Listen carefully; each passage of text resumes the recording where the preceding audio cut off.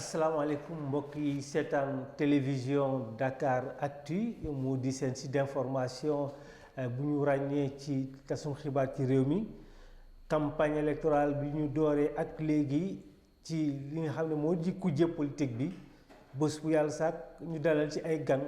di xëccoo ay ndombo tànk ci assemblée nationale bi ñu fas yéene taxaw ci élection bi am ci fanweeri fan ci weeru juillet bi ñu nekk di ci am mbégte di toog ak Badara Diop waaye itam di dalal gan gi nga xam ne moom mu ngi tudd Bruno D'erneville xam naa nañ ci dellu si waat parce que amaana bu doon ci rajo la ñu koy dégg dañ naan waaw moom tubaab lañ dalal wala nit ku ñuul lañ dalal waaye comme télévision la jàpp nañ ne ñoom gis nañ ki ñuy waxal gis nañ itam kan la doon Alioune Badara bu ñu la nuyoo pare war a mun a dalal suñu gan gi. absolument di la fay El Hadj Guissé am mbégte à chaque fois may ànd ak yow ci émission bi di débattre campagne am également mbégte di dalal Bruno D'erneville jiite parti pour l'action citoyenne di PAC comme ni nga ko waxee yaakaar ne waxtaan bi nga xamante ni moom la ñu seq ak moom sénégalais yi dinañ ci jëlee njëriñ bu baax a baax. sëñ Bruno mënuñu wax sëriñ Bruno waaye dañ naan monsieur Bruno D'erneville boobu comme dégg moom nañ ko sëñ Bruno sëñ Bruno waaw damay ragal am na ñu koy wax waaw kon Bruno D'erneville ñu ngi leen nuyu. waaw ñu ngi leen di fay monsieur Guissé ak monsieur Diop di vraiment rafetlu invitation bi fii ci Dakar Actu dafa nekk xarale yu am solo fii mu ne ci Sénégal te ñu ràññee ko bu baax kon nag bu ma fi teewee dafa mel ni kii may ngeen ma cër ma leen ciy gërëm bu baax di leen sant di nuyu seen téléspectateurs yépp waaw bu fekkee ne dañu ne Bruno D'erneville ñu ne moom mu ngi soxeekoo ci njaboot goo xam ne ci 18e siècle lañ ñëw ci Afrique jamono jooju xam naa ne ñaan Sénégal sax waaye day bokk ci benn colonie nga nekk itam koo xam ne kii sa xam-xam dafa màcc jëm ci wàllu travaux publics ndax moom nga jàng taxawal kuréel goo xam ne moom nga jiite di toppatoo ci wàllu contrôle liggéey xam naa ne moom suñu liggéey ci réew mi ci wàllu travaux publics peut-être di nga ci dellu si waat ndax comme commencé ngaa wër taxawal parti bi nga xam ne moom nga tuddee PAC parti pour l'action citoyenne loolu yëpp bu amee xanaa parti politique yi fi ne nga fekk leen fi amaan na nga juddoog ñenn yi wala itam ñu fekk la daf la doyul wala lan.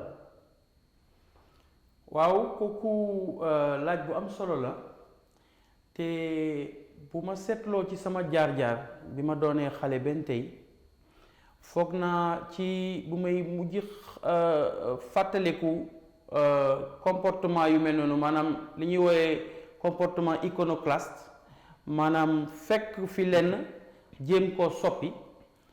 dafa mel ni kii ci à partir de la 6e 5e bi ma defaatee sama 6e parce que sama 6e dama ko defaat ci laa door a nag yeewu nag. lu tax nga defaat 6e. xanaa dama niloon rek xañ na. li doon wax redoublé moom la defoon. waaw dama redoublé woon waaye loolu dama koy faral di wax. pour Sénégalais xam ne. absolument waruñu xeeb suñu bopp. ndax nit ki mun nga lajji fenn waaye amaana mu am lu tuuti rek lu la yee. nga gën a gëm sa bopp mun a demal léegi nag sa bopp liggéey bu yem. ci laa jógee daal ne léegi daal moom fépp fu ma gis loo xam ne mel moom la sama. gëm-gëm wala sama xalaat dama koy jéem a soppi wala ma doxalee ko daal ni nga xam ne moom laa ko xalaate ba tax sax dañ ma daan faral di wax ne du may faral di def ay référence ci ay philosophe yu tubaab yeeg ñooñu damay bu ñuy def ay dissertation dama daan faral di wax man sama xalaat au lieu may wax ay Socrate ak yu mel noonu. yooyu moo tax citation yi daal amoon naa ci jafe-jafe ak professeur de philosophie parce que dañ daan wax lu tax daal man sama xalaatu bopp rek laa doon wax te bañ di wax ñi ñeneen ñi di wax foog naa ne benn tey sax problème boobu laa xaw a am waaye maa ngi jéem a góorgóorlu ci wàllu donc daal bi ma jógee tugal ci atum 99 boobu ñu muy xalaat ñibbi bi mag sama jabar waa Sénégal la xalaat nañ ko ñaari at togg ko bu baax dañu xalaatoon ñibbi si nag ngir indi liggéey boo xam ne sénégalais yi ñoo ko yar ci wàllu contrôle technique ndax ci jamono yooyu tubaab bi ñoo yore woon affaire bi waa Veritas mu amoon nag beneen société boo xam ne société sénégalaise la waaye tubaab yi nekkoon ci kawam. courtage lañ doon def. waaw espèce u intermédiaire la woon. di mbubboo nag tubaab boobu. ñun nag bi ñu ñëwee dañu demal suñu bopp ñun sax ñoo ubbi agrément yi nga xam ne état moo koy jox parce que ci jamono yooyu Veritas moom dañ ko fi fekkoon depuis indépendance. te pourtant président Abdou Diouf defoon na benn loi boo xam ne benn décret boo xam ne dafa doon jox agrément au bureau de contrôle mais kenn mësuloon jox kenn décret kenn. bi ma ñëwee nag laaj sama décret ci la Veritas gaawantu moom it laal décret mooy loolu mooy que léegi décret bi nga xam ne moo njëkk génnee agrément bi. maag Veritas ñoo ko jotandoo donte moom mu ngi fi depuis temps indépendance kon ñun ñoo ubbi yoon wi ci wàllu contrôle technique bi loolu amee ñeenti at passé nit ñi gis ne sama liggéeyukaay mu ngi tàmbalee di dox mu may fit nag ñeneen ñi nekkoon Veritas ñoom it ñu génn bu ko defee ñoom it ñu tabax seen société loolu nag nekkoon na loo xam ne ñun xalaatoon nañ ko bi ñuy laaj ta ñëw te bokkoon na ci li nga xam ne amoon naa ci yéene ci Sénégal parce que dama doon bugg ubbi yoon bi pour que ñooñu bu ñu indee ñoom it seen société ñu mun a bokk benn kuréel liggéey ci wàllu normalisation yàlla dimbali nañu ci nag bu baax ndax depuis lors créé nañu benn association ma jiite ko muy ASIAS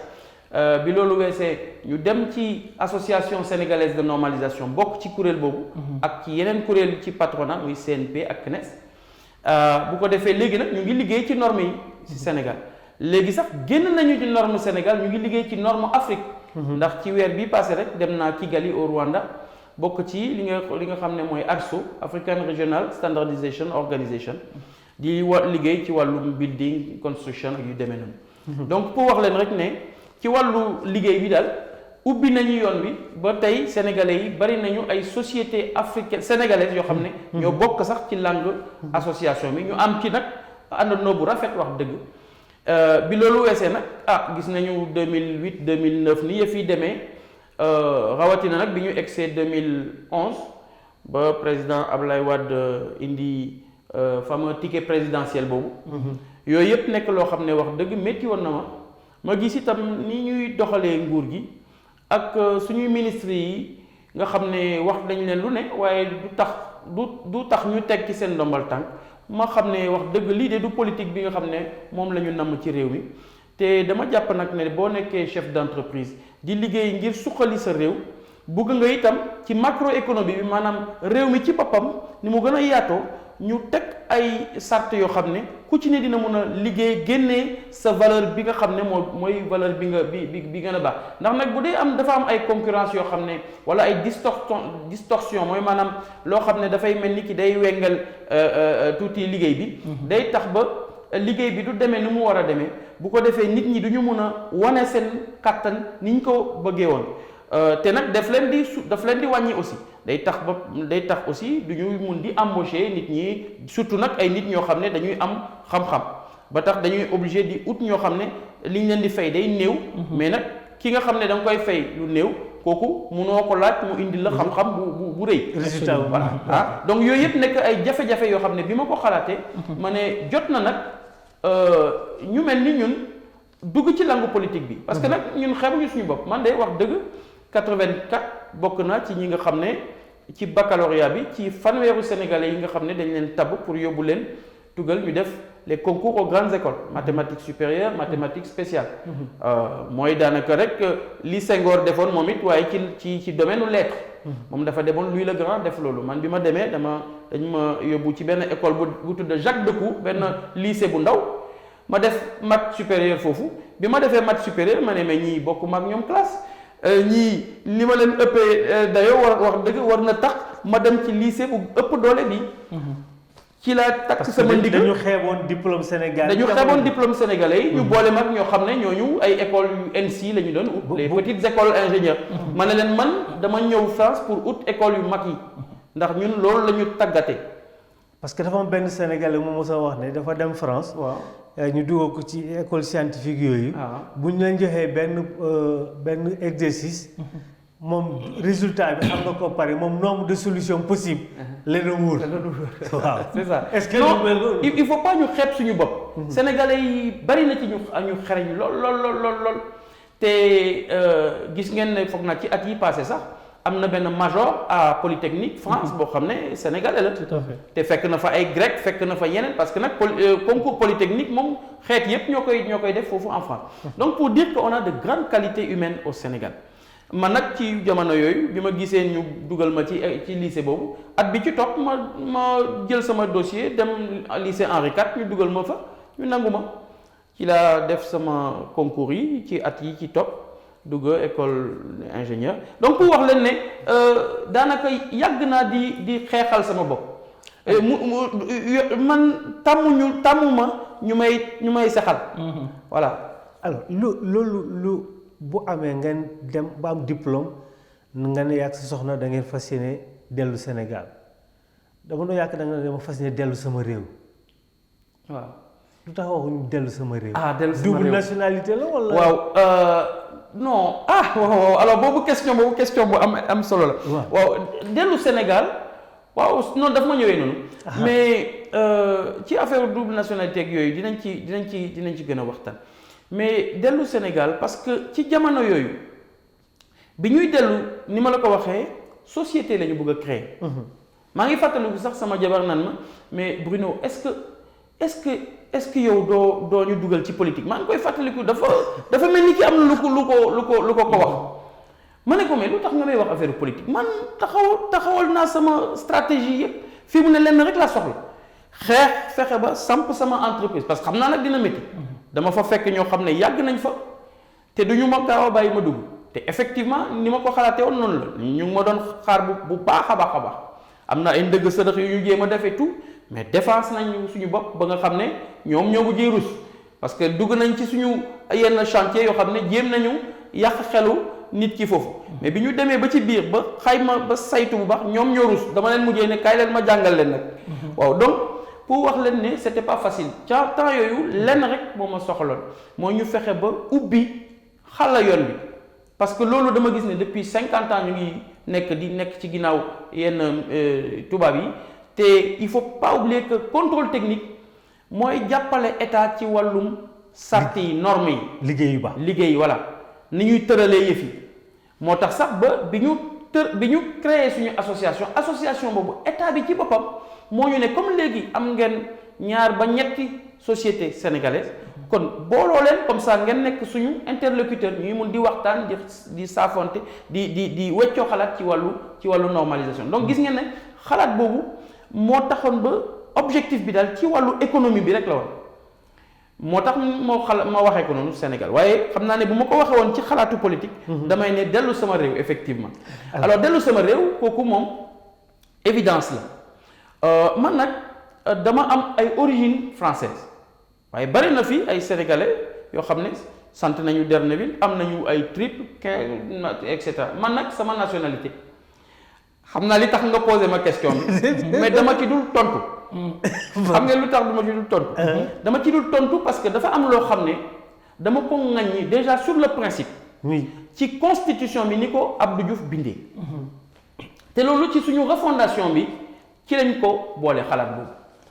mooy le nouvel état la 3e république sénégalaise moom la ñu bëgg une république citoyenne. alors république bi li mu wax moo di dafa am lu bari loo xam ne dañ koo dugal ci constitution bi loo xam ne baaxul ci Sénégal. te ponk boobu Abdou Diouf dugal ne boo nekkee candidat à la présidence du Sénégal.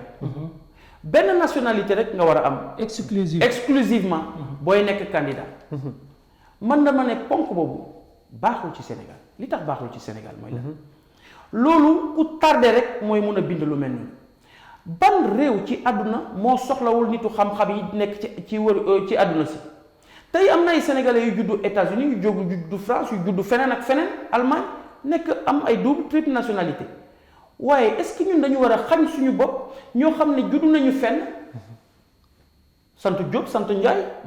juddu feneen waaye bëgg seen réew bëgg a dellu siwaat liggéey bëgg a jiite réew mi ni ki foog naa kenn koo xam ne États-Unis la dëkkoon foog naa mooy président wu xam nga léegi ban réewu Afrique de l'Est. est-ce que ñun war nañu xañ suñu bopp ñu mel noonu ci jamono yi ñu toll nga xam ne jamono yi réew yi ñu ngi ñoŋante ci seen biir ñu ngi xëccoo ku ci ne nag di indi ay xam-xam pour xëcc boroom xam-xam yi ci àdduna si. parce que il faut pas ngeen réere mbir ne du ci football bi rek la ñuy oo ay nit di leen jox ay nationalité kooku ci laboratoire yi ingénieurs yu mag yi scientifique yu mag yi dañ leen di xëcc dégg ngeen fii Sarkozy mu ne nous on fait l'immigration choisie moom nag xam nga dafay faral di gaaw a xaabaabal di wax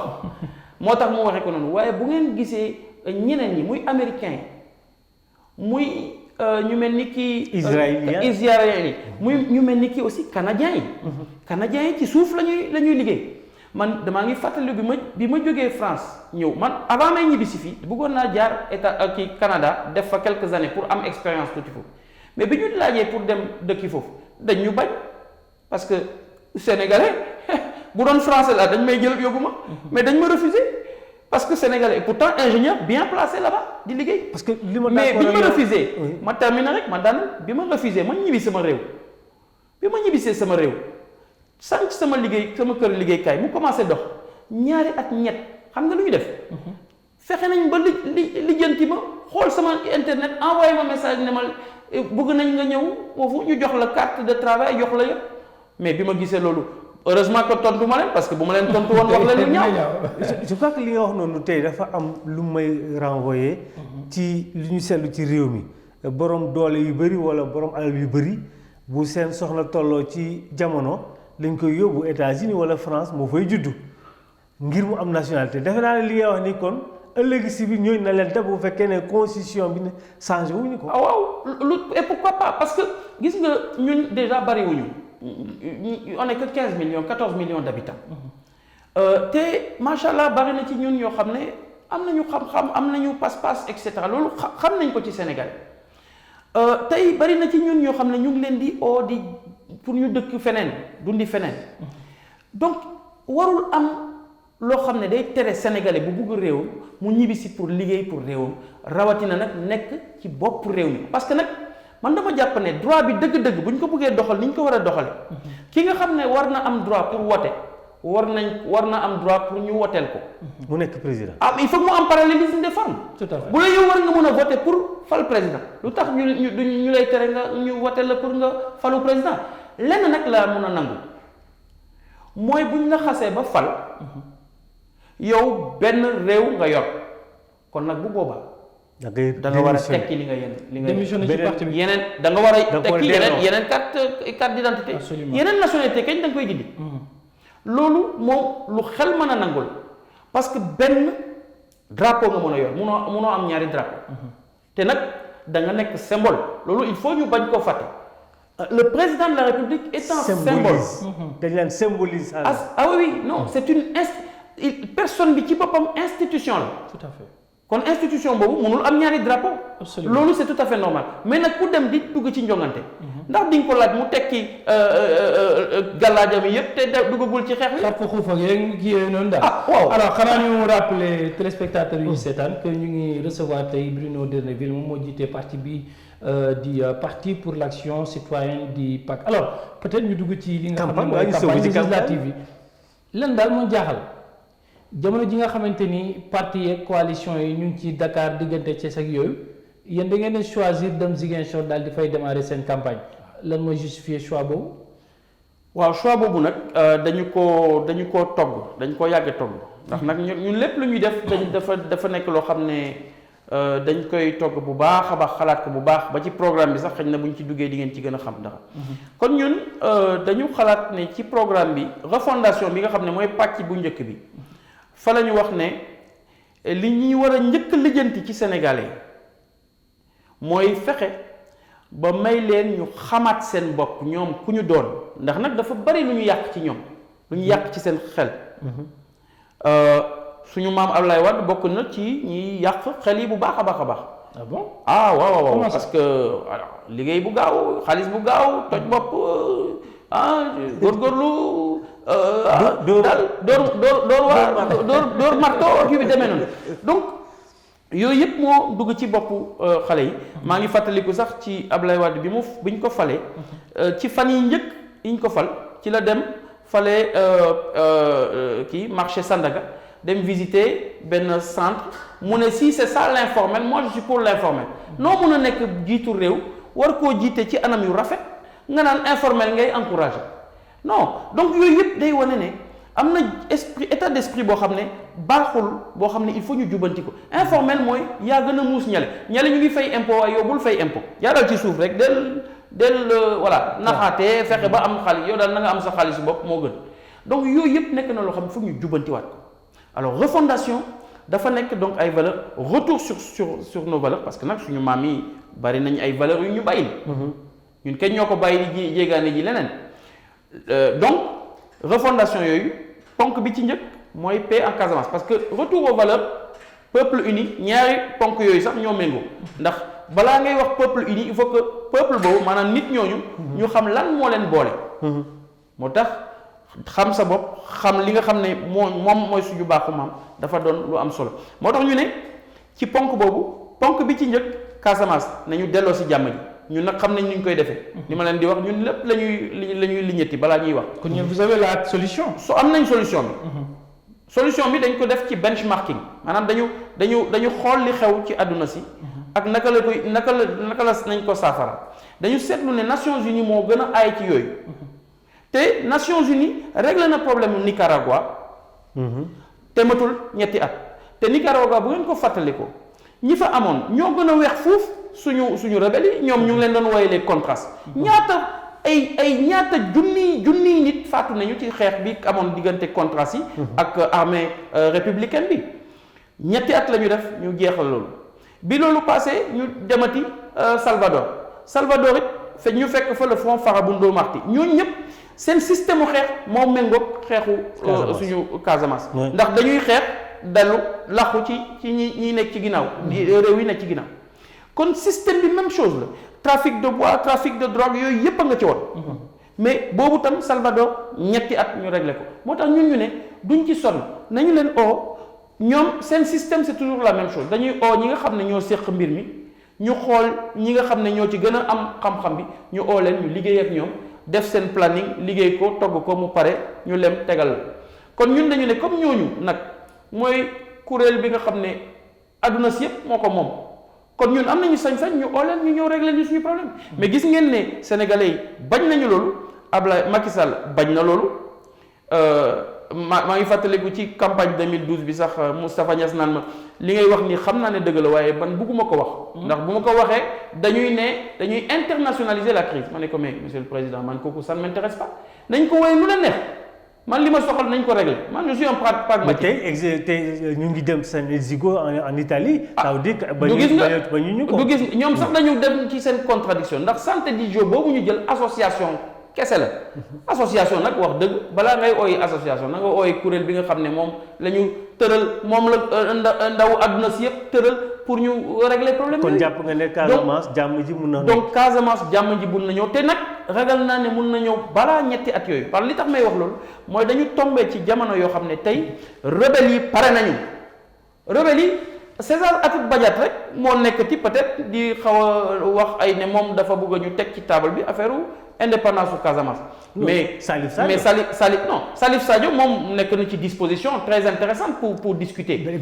mais César yaa gën a nekk dans le dispositif xanaa peut-être dafa fekk na ci jamono moom dafa bëgguloon toog sur la même table ci biir MFDC balaay mbir moomu. waaw en tout cas fii mu ne nii de liñ ci wax moo di. César nee na moom pare na pour ñëw waxtaan waaye moom. li mu bëgg a teg ci table bi mooy indépendance de la Casamance gouvernement bi bañ loolu moo tax yëf yi tagga tembe gouvernement bi nag man dama jàpp ne ñu ngi def erreur foofu moo tax ma ne jàmm ji mu war na mën a ñëw buñ ci taxawee lu tax loolu nit ki li tax mu fippu xanaa dafa am raison waaw yow bu dee yow nag da ngeen bëgg a waxtaan te yow mënoo nangu mu ñëw wax la li tax mu fippu noo ngeen di waxtaane mais kon jàpp nga ne la crise Casamance la solution elle est économique. non kooku président Macky Sall moo ko wax man nag dama ne président Macky Sall mu ngi ci njuumte bu rëy gis ngeen ne jéem na def ay travaux mais kan moo fay dem Casamance tey pour investir ñun visite bi ñu fa def temps yëpp yi ñu fa def mais da ngay gis à tout bout de champ ay barrage rawatina nag booy daw ay minuit ay yooyu jaar ay jululu ak yooyu da ngay gis barrage yi ñu taxawal la ne la foo jëm et cetera yooyu noo buggee tubaab wala keneen jógee feneen ci àdduna si ñëw na mu ngi investir 1 milliard wala 2 milliards te pourtant potentiel bi rëy na. absolument donc ñun loolu mooy symbole bi ñu bëggoon poser. Casamance priorité la ci ñun te ñun refondation bi priorité la donc ci refondation boobu la paix en Casamance priorité la am na beneen priorité aussi mooy bateau Joola génne ko ci ndox mi suul suñu askan ak suñu koppar kooku am na solo ñu wax ko foofu ci Casamance. tout à fait voilà. Peut-être xanaa gisee ñu avancer rek. parce que li waxtu yu bëriwul. je crois que comme dañu sóobu ci campagne bi commencé nga boori Casamance ak fan nga jaaragum fi ñu toll nii. waaw bi ñu jógee bi ñu ñëwee Casamance nag dañu dem Thionkesil dem Ourong mooy ci île yi nekk booru Karabane noonu. jógee foofu dem Oussouye Essaout gis buur yi fa ne sax waxtaan nañu bu baax ñoom samay xarit lañu. bi ñu jógee foofu dem Kolda jógee foofu dem Vélingara dugg nag booru Saare Thiali bi ñu jógee foofu dellu si jaare ko Oussouye Sédhiou dellu si nag Ziguinchor fa la ñu defee meeting bu mujj bi foofu ci Bukot. alors ban ressenti nga am c'est-à-dire ñi ngay tasel ñëpp wala ñi ngay waxtaanal mun nga ñu boo ñu laa nga tënkal ñu seen ñaari priorité lan la foofu ci Casamance bi ci njëkk mooy jàmm loolu mooy wane ne jàmm ji egseegul benn tey bi ci topp mooy ñu jàppale leen ngir ñu mun soppali meññeef yi fa am transformation des produits waaw ak aussi ñu jàppale leen aussi sax ci transport des produits ndax boo demee côté Ourong ak Katakalus da nga fay gis mangrove bi maanaam mangi bi dafa bari yoxos ba mu kenn mënu la wax te damay faral di wax jigéen ñi ma ne leen gis ngeen yéen a ngi yàq seen loxo ci reenu mangi yi waaye léegi am na système yoo xam ne ay caisson la ñuy def dañ leen koy jàngal ngeen def ay caisson mu noonu loo xam ne industriel la da ngeen di dugal bàyyi ba waxtu yu jot ngeen génnee xool bu matee ngeen jël bu matul ngeen dugal. xam naa saa waay xamul li ngay wax nii mais mooy pour génnee paañ bi. waaw voilà. léegi boo demee Katakalus itam. boo xaaree ba yenn waxtu bu ndox bi wàccaat. mais da ngay ñëw ak sa pan di da ngay for ay coquillage. ça se voit que ni ku xam Sénégal dëgg la na Casamance mooy wax. mais Bruno D'erneville maa ngi lay dégg léegi sax ba nga naan Macky Sall jum na foofu ci kiiwu économique bu mu wax mais li ñu jaaxal mooy yow nekkoo opposition mun nañ wax. man kañ opposition la. waaw mais xam nga tax ñuy wax loolu parce que opposition radicale. dañ lay dégg nga ne li nga bëgg tey moom mooy opposition constructive. waaw kooku moom man dama mus a nekk koo xam ne wax dëgg du ma radical. lu xew. man du ma radical l'opposition est nihiliste wala lu xew. waaye opposition bi ma gis de man waxtaan naa ci Doudou Wade wax dëgg Doudou Wade naw naa ko lool ndax bi mu nekkee député. liggéey naa ak moom boobu maa ngi ci président association bureau de contrôle. ba ñun ak moom ñoo liggéey ci code de la construction bi kon xam naa ne koo xam ne bëgg na liggéey nee naa ko sax yow da nga war a bàyyi waa PDS ak ñooñu ñëw ak ñun parce que ñooñu tardé dañu fi mu ne nii ñun dañu jàpp ne PDS benn tey waxagul tànk yi mu war a am pour ñu mun xalaat ne mun nañu liggéey ak moom man dama xeex PDS kon man tey mënuma dugg ci loo kuréel boo xam ne ñoom ñu ngi ci biir léegi pouvoir bi muy président Macky Sall jàppale nañ ko dugg na bi mu duggee gis nañu mu déjà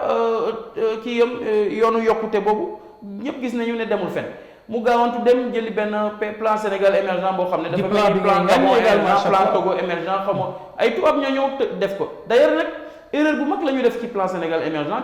ci ni ñu koy analyser parce que ñoom ni ñu koy analyser dañu ne ñoom PIB bi daal bu eggee 7% ñoom daal seen aajam faju na mais ñoom li ñu xamul mooy tubaab yooyu nga xam ne ñoo créé plan Sénégal émergent boobu ñooñu tugal la ñu jóge ñooñu bu ñuy xalaat seen économie ci tugal xëy na li ñu xamul mooy boo ñëwee Afrique entreprise yi fa ne ñu ci bëri dëkkuñu fa tandis que boo nekkee tugal entreprise yi fa ne ñoo fa dëkk kon boo nee croissance économique yoo xam ne entreprise yi ñoo ko def bu dee yaa ngi koy bind foofu ci tugal li mu lay jox méngoo naag li am ndax entreprise yi li ñuy am foofu lañ koy bàyyi waaye bu dee fii la entreprise yi fi ne yu ci ëpp xoola du ma wax turi waaye entreprise yi ci ëpp li ñu yor yëpp dañu koy delloo feneen kon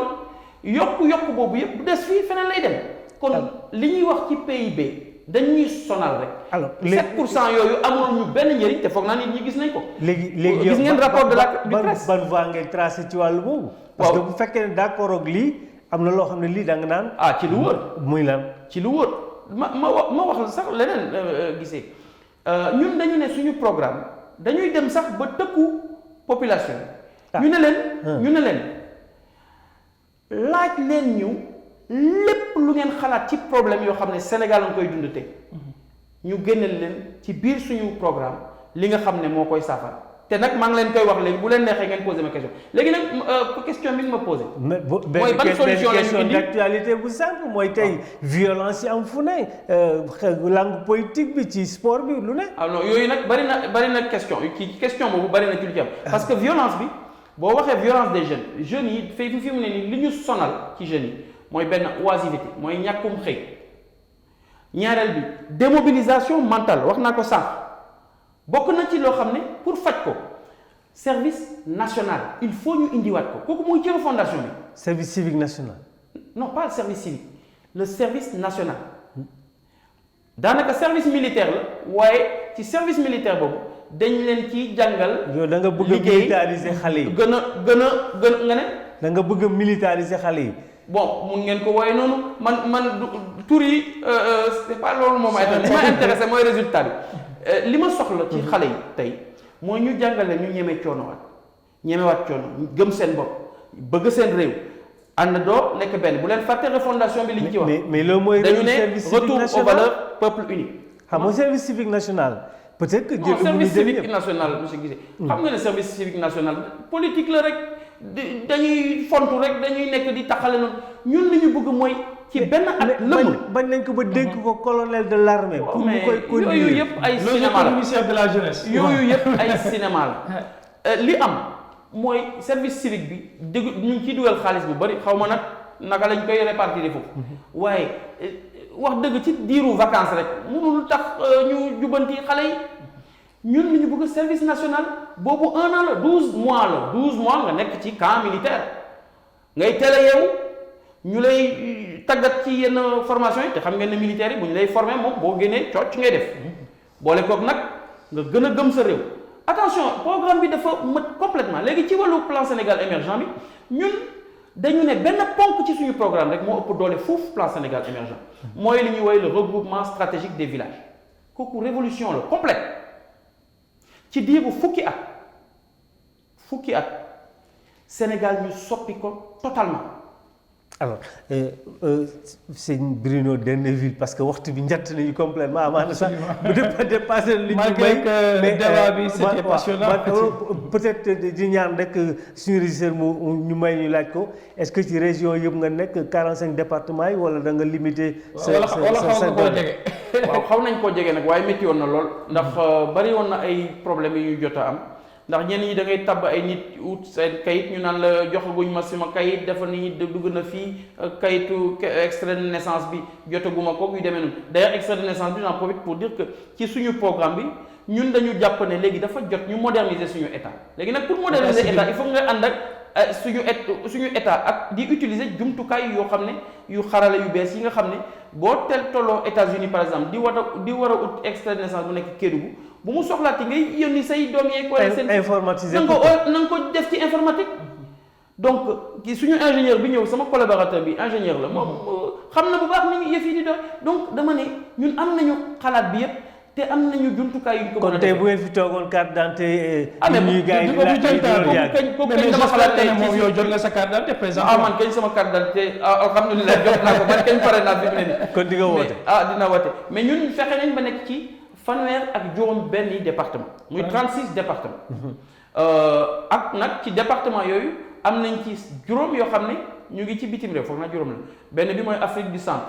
benn bi mooy Afrique de l'ouest benn bi mooy Afrique du nord benn bi mooy Europe du sud benn bi mooy Amérique et Océanie kon nag foog naa ne ñu ngi góorgóorlu bu baax ci loo xam ne benn partie rek la ak quelques mouvements yoo xam ne ñu ngi ñuy jàppale waaye nag ay mouvements yoo am doole quand même. alors sa pronostic ñaata nga député nga may sa bopp. fi mu ne de yëf yaa ngi xeeñ neex de. ah bon waaye nag bugguma teel a wax aussi. xam nga nag xam nga nag yëf yi moom kenn xamul yàlla rek a xam. waaye man de li may wax rek moo di askan bi de dafa mel ni ñu ngi dégg sama kàddu nag tuuti ñu ngi tàmbali nag xam ne roy du nuroog pire. te li ñu ne li ñu ne opposition amul programme. kooku xaj na ñooñu dañu déggul ñenn ci opposition ñu ngi bokk ci biir opposition waaye dama ne ak opposition am. opposition ñun ci biir opposition. ñun ñu ngi ci biir ñun kañ opposant lañ mais ñun dañu am programme boo xam ne moo gën plan Sénégal émergent ndax plan Sénégal émergent ma wax leen ne ci diiru juróomi at yi. juróomi téeméeri junni yi ndaw yokku nañu ci ndóol gi te loolu du man maa ko wax un rapport officiel boo xam ne CREES moo ko wax. alors donc groupe parlementaire possible. ñun de am nañu yaakaar nag am groupe parlementaire moom. jërëjëf Bruno D'erneville bi ñoon dalal tey ci débat campagne di gërëm mbokku téléspectateurs yi àndoon ak ñun ak Aline Badara Diop di gërëm technicien caméraman yi leen dox daje incha allah ëllëg si bi ak yeneen gan yu ñu dajal fii nii di leen di dalal ci Dakaractu Senweb TV di leen di ñaanal yéen doog jàmm.